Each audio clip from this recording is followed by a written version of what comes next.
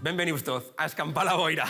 Si les suena raro, no han puesto a presentar a una babol. Tiene explicación. Tranquilos, estoy charrando en aragonés, no me ha dado una embolia. Aunque muchos ya lo sabían, con más de 17.000 seguidores en Twitter, Jorge Puey es una referencia en la divulgación del aragonés en redes. Y este programa recupera parte de lo que le hizo famoso, el noticiario. Dos cravas se escapan a María de Huerva y puyan tal tellao del concello pa sorpresa des vecinos.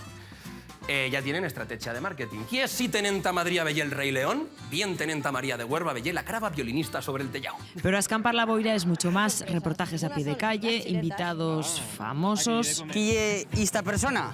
Político aragonés, director de cine, guerrillero de las FARC, ¿o todas son correctas? Guerrillero.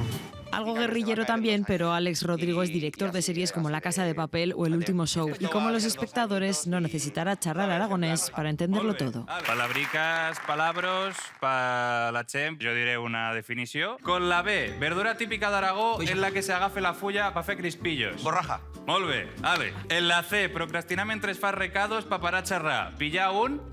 Capazo. Saben más aragonés del que creen, lo comprobarán cada miércoles a las 12:15 de la noche.